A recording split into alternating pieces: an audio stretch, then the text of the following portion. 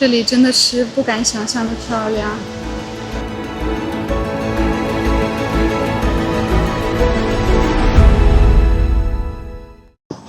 现在我们正在去看瀑布的路上。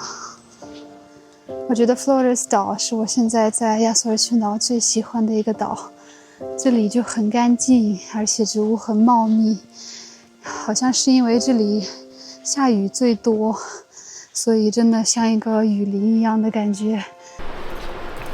此刻的我们如同走进热带雨林，茂密的枝桠挡住阳光，路边的岩石长满青苔，绿叶上镶嵌水珠。